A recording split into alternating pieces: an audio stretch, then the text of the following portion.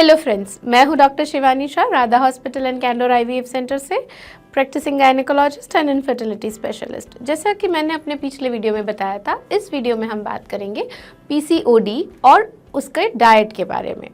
PCOD से परेशान हो रही एडोलेसेंट गर्ल्स, लेडीज़ को कौन सा डाइट लेना चाहिए, आज उसके लिए मैं थोड़ी सी बात करूँगी इस वीडियो में। इस वीडियो को आप ज़रूर पूरा ध्यान से सुने, बिकॉज ये रूटीन ट्रेडिशनल अभी जो कल्चरल एनवायरनमेंट है, keto diet, no carb diet, low fat diet, mono carb diet, इन सब प्रिंसिपल्स के अगेंस्ट है। ये वीडियो में जो मैं बातें करूँगी न्यूट्रिशन को लेके, वो जितना ज़्यादा हम मदर नेचर के करीब रह सकें, जितना हमारी old traditional methods and ways of cooking and eating है, उस पे ज़्यादा फोकस करेंगे। आपको याद होगा मैंने लास्ट वीडियो में आपको फूड फॉर थॉट दिया था कि ऐसे क्या चीज़ है हमारे मदर में, हमारे ग्रैंड मदर में, या किसी एक पुअर सोशो इकोनॉमिक कंडीशन से आती हुई महिला में, जिस पॉवर्टी है, जो गरीब है, उन लोगों में कौन सी ऐसी चीज़ कॉमन है जो आज की जनरेशन के फास्ट पेस से आगे बढ़ रही लोगों में नहीं है। वो है न्यूट्रिशन। उनका जो डाइट था वैसा डाइट आज के लोगों का नहीं है। और पीसीओडी, जैसे मैंने बताया, एक chronic low grade inflammatory state है आपकी बॉडी का। आपकी बॉडी को सबसे ज़्यादा इंजरी करता है आपका डाइट, आपका न्यूट्रिशन। आप जो खाते हैं वो 100% आपकी बॉडी में रिफ्लेक्ट होता है, और बॉडी सुबह से शाम उसी चीज़ को रिपेयर, करेक्ट करने में लगी रहती है, जिसकी वजह से पीसीओडी ठीक नहीं हो पाता है। न्यूट्रिशन के लिए सबसे बेसिक चीज़ है होलसम फ्रेश ईटिंग। आप जो भी खाना खाएं वो पूरा फुल बैलेंस डाइट वाला होना चाहिए और फ्रेश होना चाहिए। यही चीज़ आज की जनरेशन नहीं फॉलो करती है। आज की जनरेशन जितना ज़्यादा हो सके, because of busyness of their schedule and lack of attention towards their own body, lack of respect towards their own body, वो ज़्यादातर इसी दौड़ में लगी रहती है कि कहीं बस में चढ़ रहे हैं, कहीं ट्रैवलिंग में जा रहे हैं, कहीं प्लेन में है तो पैकेज्ड फूड खोला, खा लिया, स्टफ्ड अप हो गए। हम लोग आज के ज़माने में फूड अवेलेबिलिटी इतनी बढ़ गई है कि हम लोग ओवर फेड है, अंडर नरिश्ड है। हम ज़्यादा खाते हैं पर न्यूट्रिशियस चीज़ें ज़्यादा नहीं लेते, पोषण वाली चीज़ें ज़्यादा नहीं लेते। और यही चीज़ डिफरेंस है हमारी पुरानी पीढ़ी में, कि वो लोग खाना कम खाते थे पर जो खाते थे वो न्यूट्रिशियस खाते थे। हम आजकल की इस भागा दौड़ा की ज़िंदगी में पैकेट खोला, चिप्स खा लिए, पैकेट खोला, बार्स खा लिए। अब तो नई वैरायटीज़ आ रही है, एनर्जी बार्स। आप वही तिल गुड़ की चिक्की घर में बनाई हुई भी पहले खाते थे, पर नहीं, बिकॉज वेस्टर्न वर्ल्ड का इन्फ्लुएंस है और एनर्जी बार बोलने में अच्छा लगता है, तो हम दुकान पे जाएंगे, 100 रुपीज़ खर्चेंगे और वही आलमंड्स की एक केमिकल में मिक्स हुई एनर्जी बार लेके खाना पसंद करेंगे, बजाय कि घर में बनी हुई तिल गुड़ की या सींग की चिक्की। सबसे पहली चीज़ हमें खाने में ध्यान रखनी है, जो चीज़ होनी चाहिए वो बिल्कुल भी ओवर कुक्ड नहीं होना चाहिए। आज की जनरेशन कुछ ज़्यादा ही सूप्स पे आ गई है। Actually soup is over cooked thing. आपको अगर पीसीओडी है तो आपको सबसे पहले ये चीज़ ध्यान रखनी है कि आपको ओवर कुक्ड कोई भी चीज़ नहीं खानी है। नथिंग शुड बी सूपी। आप जो भी खाओ वो फ्रेश खाओ, ऐसा फूड खाओ कि जो एक बार कुक हुआ हो और आपने 1.5 घंटे के अंदर उसे खा लिया हो। ऐसा भी नहीं कि सुबह का बनाया हुआ खाना है, आप दोपहर को घर पे जा रहे हो, रीहीट कर रहे हो, एकदम से उबाल रहे हो और खा रहे हो। अगर दाल भी लेनी है तो ज़्यादा बॉईल हुई, ज़्यादा बार गैस पे चढ़ी हुई दाल नहीं खानी है। जो भी खाना है वो फ्रेशली खाना है, और अगर वो कुक्ड मील है तो कुकिंग होने के 1-1.5 घंटे के अंदर वो मील आपको कंज्यूम कर लेना है। तो आपका बॉडी उससे निकलते हुए एंटीऑक्सीडेंट्स, उससे निकलते हुए ऑक्सीडेंट्स से ज़्यादा फाइट नहीं करेगी। जो भी आप खाओगे वो इजीली डाइजेस्टेबल हो जाएगा। दूसरी चीज़ जो रीसेंट ट्रेंड में है, कीटो डाइट, या कह लीजिए फैट फ्री डाइट, या फिर कह लीजिए कार्बोहाइड्रेट लेस डाइट, या फिर मोनोकार्ब डाइट, वो सबसे ज़्यादा नुकसान करती है। एक्चुअली आपको कार्बोहाइड्रेट पीसीओडी से लड़ने के लिए चाहिए बॉडी में, वो दी मस्ट है, वो कंपलसरी फूड है, और वो भी अनप्रोसेस्ड कार्ब्स। हम लोग आजकल प्रोसेस्ड कार्बोहाइड्रेट ज़्यादा खा रहे हैं। अनप्रोसेस्ड कार्बोहाइड्रेट कहाँ से मिलता है? व्हीट, बाजरी, राइस, ज्वार, रागी। जैसे कि हमारे ग्रैंड मदर्स और हमारी मदर सुबह उठ के ब्रेकफास्ट में लिया करती है, पराठा है, थाली पीठ है, थेपला है, रागी की रोटी है। ये सब चीज़ें बेनिफिट करती है। हमने रिसेंट ट्रेंड में इन सब चीज़ों को इग्नोर किया है क्योंकि वेस्टर्न इन्फ्लुएंस में आके हम ये सोचते हैं कि पीसीओडी से लड़ना मतलब कार्बोहाइड्रेट लेस। पीसीओडी यानी मोटे लोगों को होता है और बॉडी में से कार्बोहाइड्रेट कम करना है। ये चीज़ बिल्कुल गलत है। हमें अनप्रोसेस्ड कार्बोहाइड्रेट चाहिए क्योंकि वो उसका ग्लाइसेमिक इंडेक्स आपकी बॉडी में वो लो करता है। एंड द थिंग इज़ कि उसमें जो फाइबर्स होते हैं वो steady rise of sugar maintain करते हैं।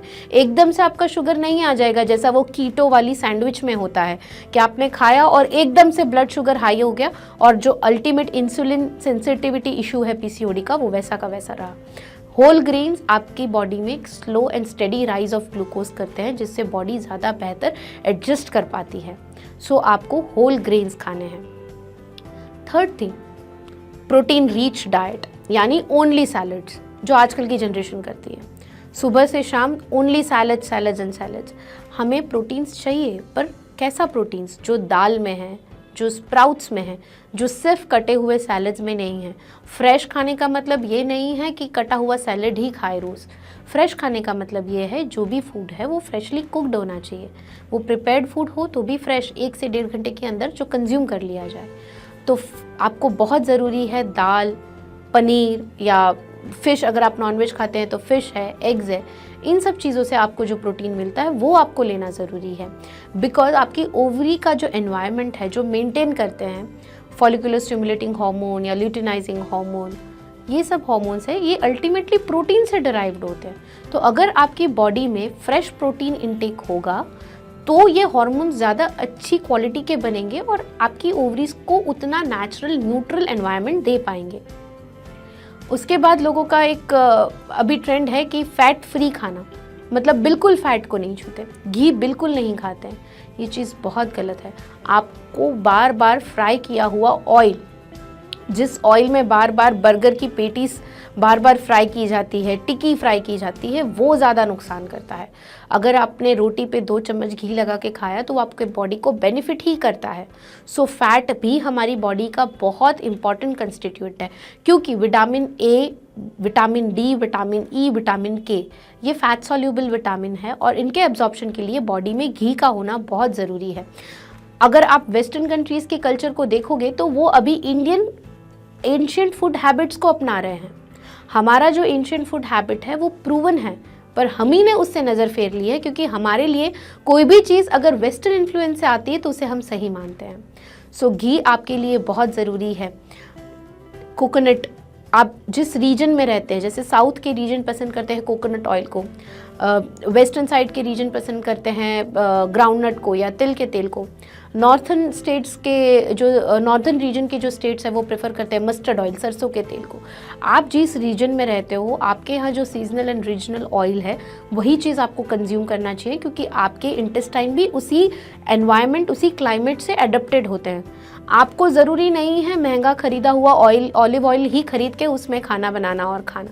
आप जहाँ पे पैदा हुए हो, जहाँ के क्लाइमेट में रहते हो, जिस सीज़न में आपका बॉडी इफेक्ट होता है वही सीज़न की चीज़ें खानी चाहिए। Go seasonal, go regional, please go local. अगर ये फॉलो करोगे तो आपको पीसीओडी नहीं होगा। Fourth thing, alpha lipoic acid. It's a very important thing in our body because ये जो है वो इंसुलिन को मिमिक करता है और ये आपको मिलता है फ्लैक्स सीड्स यानी अलसी, वॉलनट्स यानी अखरोट and green peas, green leafy vegetables हैं। ये जो है बॉडी में इंसुलिन को मिमिक करता है। तो ऐसे रिसेप्टर्स जो इंसुलिन इंसेंसिटिव हो गए हैं, आपकी बॉडी में इंसुलिन इंसेंसिटिविटी बढ़ गई है, तो ये चीज़ कंज्यूम करने से आपका इंसुलिन लेवल नॉर्मल होगा और आपके बॉडी के सेल्स को ब्लड स्ट्रीम में से मिलने वाले ग्लूकोज एंड दूसरे प्रोडक्ट्स को यूटिलाइज करने में मदद होगी। So you have to eat whatever is available in that particular season. Nuts, almonds, walnuts, किशमिश या काजू, जो भी आपके एरिया में अवेलेबल होता है वो आपको ज़रूर से कंज्यूम करना चाहिए। बेसिक ईटिंग प्रिंसिपल फॉलो करना चाहिए जिसे कहते हैं माइंडफुल ईटिंग। इस वीडियो में मैं आपको डाइट या कैलोरी नहीं बताऊंगी, क्योंकि वो हर लेडी का अलग होता है, क्योंकि पीसीओडी पतले लोगों में भी उतना ही कॉमन हो चुका है जितना मोटे लोगों में है। तो इस वीडियो में कोई डाइट या कैलोरी के बारे में मैं बात नहीं करूंगी, मैं आपको समझाऊंगी कि आपको माइंडफुल ईटिंग कैसे करना है। आप जो भी डाइट ले रहे हो, सबसे पहले घर का बना हुआ डाइट, बिल्कुल बाहर का प्रोसेस्ड एंड पैकेज्ड फूड नहीं। ऐसी कोई भी चीज़ जिस पे लिखा हो फैट फ्री, प्रोटीन रिच या कार्ब फ्री या low carb, please throw it, don't eat it. वो आपको नहीं खाना है। आपको फ्रेशली घर में होम कुक्ड मील ही खाना है एंड माइंडफुल ईटिंग करनी है। आपको भूख है 2 रोटी की, आप प्लीज़ उसका 50% पहले प्लेट में लीजिए। पहले 1 रोटी लीजिए, उसको स्लोली स्टेडिली पीसफुल माइंड के साथ खाइए। ये नहीं कि एक बाजू खाने की थाली आपके सामने रखी और दूसरी बाजू टीवी चालू है या हाथ में मोबाइल है या आप मल्टीटास्किंग कर रहे हो। आपके बॉडी में आप जो फूड लेते हो उसको अनडिवाइडेड अटेंशन चाहिए होता है। वो आपको पीसफुली खाना है, धीरे धीरे चबा के मुंह में ही पूरा लिक्विड करके गले से नीचे उसका निवाला उतारना है। तो जो भी खा रहे हो उसका 50% लीजिए। 2 रोटी की भूख है, पहले 1 रोटी लीजिए, 1 रोटी शांति से खाइए, और भूख लगी तो उस भूख का भी 50% लीजिए। ऐसे खाएंगे तो आपका बॉडी में एकदम से फूड अंदर जाएगा जो इजीली अवेलेबल एंड एसिमिलेट हो पाएगा और आपका खुद अपने डाइट पे कंट्रोल रहेगा। बिल्कुल डाइवर्ट हुए बिना, मोबाइल या टीवी देखे बिना फोकस अपने फूड पे कीजिए। आप जो भी खा रहे हो वो प्राणिक फूड या सात्विक फूड हो, उस पर ज़्यादा फोकस कीजिए। पीसीओडी में जनरली लोगों को कहा जाता है कि आप डेयरी प्रोडक्ट्स को बंद कीजिए। Yes, that is very true. PCOD में आपको हो सके उतना ज़्यादा वेगन फूड की तरफ जाना है, प्लांट बेस्ड डाइट में जाना है, एनिमल बेस्ड डाइट में नहीं, ना ही डेयरी फूड में। उसका रीज़न ये है क्योंकि डेयरी प्रोडक्ट्स जो मिल्क है उसको कमर्शियलाइज किया गया है, जिसकी वजह से जो भी एनिमल्स होते हैं उनको हार्मोनल इंजेक्शंस दिए जाते हैं। ये जो इंजेक्शंस हैं वो मिल्क में आते हैं और वही मिल्क आप कंज्यूम करते हो। और ये जो हार्मोन्स हैं वो जेनोएस्ट्रोजेंस कहे जाते हैं, जो आपके एस्ट्रोजन को मिमिक करते हैं और बॉडी में हार्मफुल इफेक्ट्स प्रोड्यूस करते हैं। तो हो सके उतना वेगन डाइट करना है। हमारी ओल्ड प्रैक्टिस में ये कहा जाता है कि आपको 1 ग्लास दूध पी लेना है या रोज़ की 1 कटोरी दही खाना है। ज़रूरी नहीं है कि हर बॉडी में वो चीज़ ज़रूरी है। आप अगर वेगन फूड में जाओगे तो आपकी बॉडी में से कैल्शियम कम नहीं हो जाएगा। कैल्शियम के दूसरे सोर्स पे आपको ज़्यादा फोकस करना पड़ेगा बजाय के डेयरी प्रोडक्ट से। उसके बाद आता है कि आप जो भी खा रहे हो उसको हो सके उतना सनसेट से पहले खा लीजिए। इंटरमिटेंट फास्टिंग भी अभी के जनरेशन में बहुत बड़ा ट्रेंड चल रहा है। एक्चुअली ये सब ट्रेंड इसलिए लाए गए हैं क्योंकि हम हमारी एंशिएंट फूड हैबिट्स को भूल गए हैं। हमारे एंशिएंट फूड हैबिट्स में रात को सूरज ढलने के बाद कोई नहीं खाता था। इंटरमिटेंट फास्टिंग यानी वही है, रात को 7 या 8 बजे के बाद आपको कुछ नहीं खाना है। सुबह उठ के आप अपनी एनर्जी ड्रिंक, या तो आप नींबू पानी, गुनगुना किया हुआ नींबू पानी लीजिए, या सिनेमन वाटर लीजिए, या अजवाइन का पानी लीजिए, या फिर रात को जो तांबे के लोटे में पानी हमारे दादाजी रख के सोते थे और सुबह उठ के पीते थे। It is just like intermittent fasting. उनको कभी कोई डिसीज़ नहीं होती थी। सो ये चीज़ फॉलो कीजिए। रात को सनसेट के बाद please avoid anything. And ultimate and most important thing is peaceful sleep. PCOD एक बॉडी में क्रॉनिक स्ट्रेस को इंडिकेट करता है। वो स्ट्रेस सिर्फ खाने से नहीं, इनकम्प्लीट स्लीप से भी आता है।